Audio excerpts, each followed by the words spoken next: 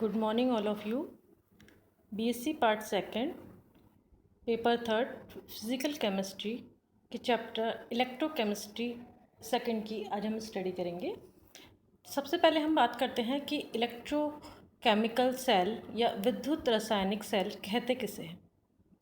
वह सेल जिसमें विद्युत रासायनिक उपकरण जिसके द्वारा इलेक्ट्रिक एनर्जी या विद्युत ऊर्जा को केमिकल एनर्जी या रासायनिक ऊर्जा में अथवा केमिकल एनर्जी को विद्युत ऊर्जा या इलेक्ट्रिक एनर्जी में चेंज किया जा सकता है, उसे हम कहते हैं रासायनिक सेल या इलेक्ट्रोकेमिकल सेल।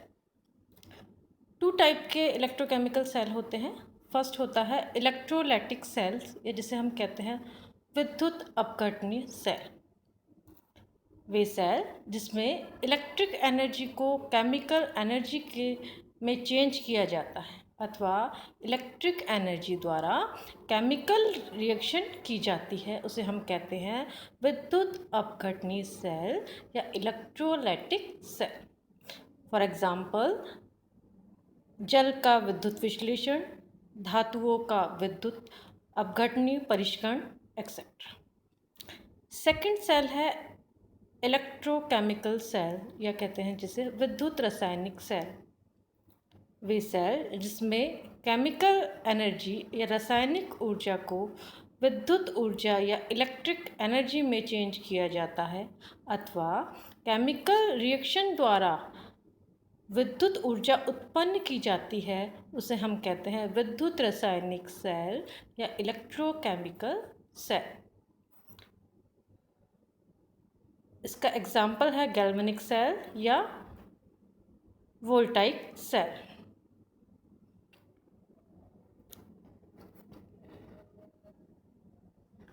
अब हम बात करते हैं गैल्वेनिक सेल की।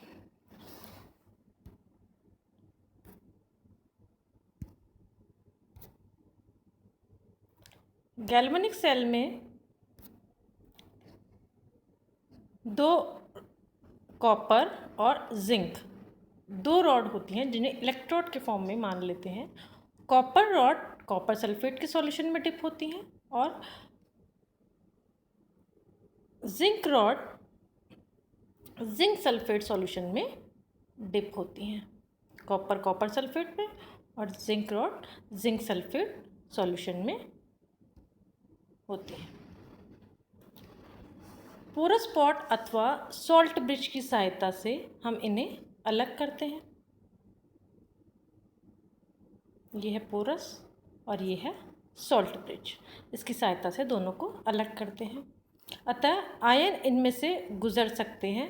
दोनों विलयन को विद्युत उदासीन को बनाए रखते हैं। क्या करता है ये सॉल्ट ब्रिज और पोरस जो पॉट होता है, इसमें से केवल आयन ही पास होते हैं और ये जो सॉल्यूशन होता है उसकी इलेक्ट्रिक न्यूट्रलिटी को बनाए रखते हैं।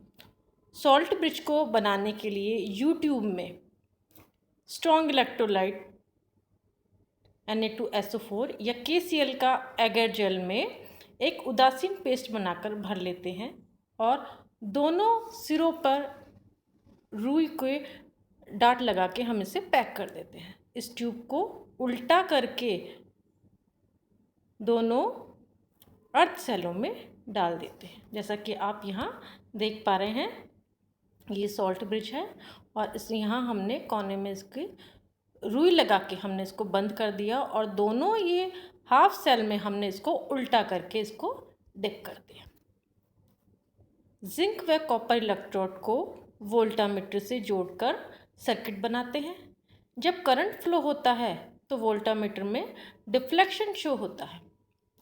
जिंक की इलेक्ट्रॉन को डोनेट करने की नेचर क्या होती है, कॉपर से अधिक होती है, अतः दोनों इलेक्ट्रोड को सर्किट से जोड़ने पर जो इलेक्ट्रॉन होगा, चूँकि क्या होता है कि जिंक की नेचर होती है कि वो कॉपर से ज़्यादा इलेक्ट्रोड डोनेट करता है, तो इलेक्ट्रोड होंगे वो कहाँ जाएंगे, जिंक से कॉपर की ओर जाएंगे।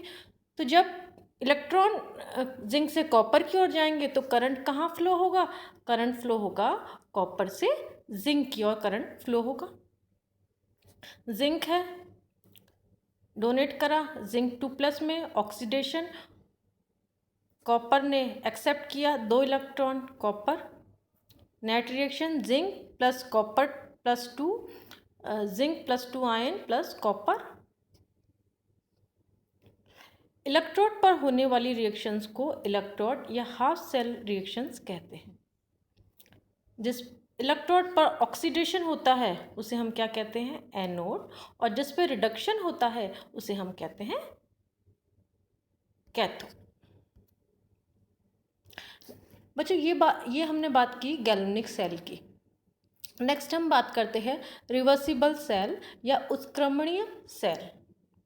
डेफिनेशन देख लेते हैं हम कि उस सेल को उत्क्रमणीय सेल कहा जाता है जिसमें अनंत सूक्ष्म मात्रा में सेल के विद्युत वाहक बल से अधिक किंतु विपरीत दिशा में विद्युत वाहक बल को लगाया जाए तो सेल में विद्युत धारा विपरीत दिशा में बहने लगेगी और सेल क्रियाएं हैं वो भी विपरीत दिशा में संपन्न हो जाएंगी।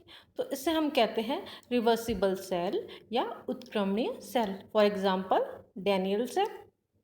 अब किस तरह से डैनियल सेल है वो रिवर्सिबल रिएक्शन शो करता है ये हम देख लेते हैं कि इस सेल के विपरीत दिशा में कार्य करने वाले विद्युत वाहक बल के एक ऐसे सोर्स से जोड़ दिया जाता है कि जिसका विद्युत वाहक बल सेल के विद्युत वाहक बल से अनंत सूक्ष्म मात्रा में कम हो। तो क्या होगा? तो भारी परत में इलेक्ट्रॉन होंगे वो कहाँ जाएंगे? जिंक से कॉपर की ओर प्रवाहित होंगे। इससे रिएक्शन क्या होगी? Zinc plus copper 2 plus ion किस में चेंज हो रहा है? जिंक प्लस 2 आयन और कॉपर में चेंज हो रहा है। यदि इस भारी स्रोत के विद्युत वाहक बल को इतना बढ़ा दिया जाए कि यह सेल के विद्युत वाहक बल के बराबर हो जाए तो सेल में विद्युत धारा का प्रवाह एकदम बंद हो जाएगा। और यदि भारी स्रोत के विद्युत वाहक बल को इतना बढ़ा दिया जाए कि उसका मान सेल के विद्युत वाहक बल से अनंत सूक्ष्म मात्रा में अधिक हो जाए तो सेल में विपरीत दिशा में विद्युत धारा बहने लगेगी और भारी परत में इलेक्ट्रॉन कहाँ से कहाँ जाएंगे? पहले जा रहे थे जिंक से कॉपर, अब जाएंगे कॉपर से जिंक की ओर प्रवाहित होने लगेंगे। रिएक्शन जो फर्स्ट के बिल्कुल विपरीत है, copper plus zinc 2 plus ion change हो रहा है copper 2 plus ion plus zinc.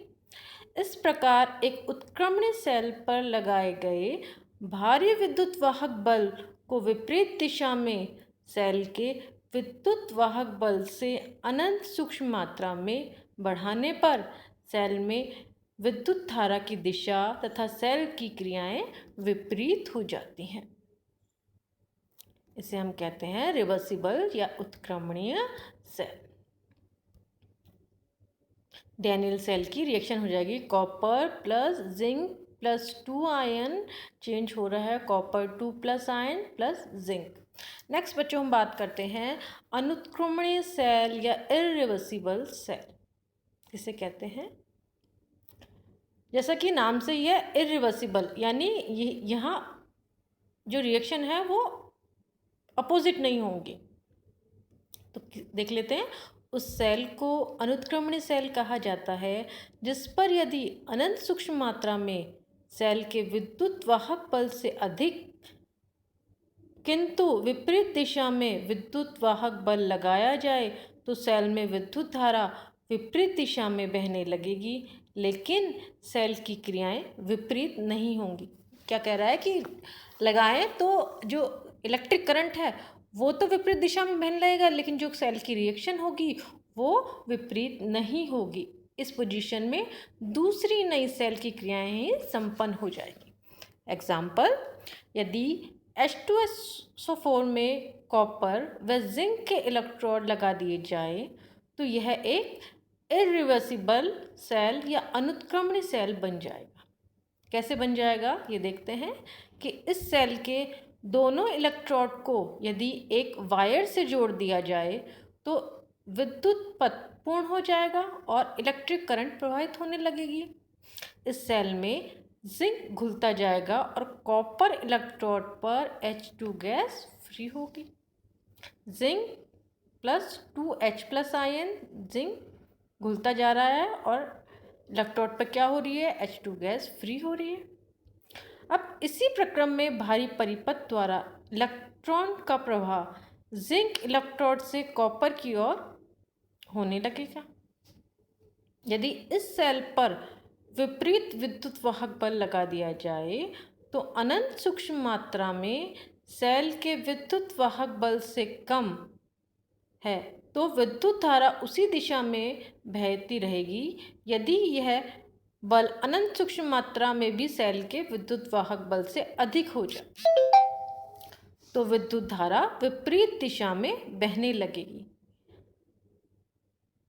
अब कॉपर घुलता जाएगा और जिंक इलेक्ट्रोड पर H2 गैस फ्री हो जाएगी। तो रिएक्शन हमारे पास हो जाएगी कॉपर प्लस 2H+ आयन, किसमें चेंज हो रहा है, कॉपर 2+ और H2 गैस फ्री हो रहा है।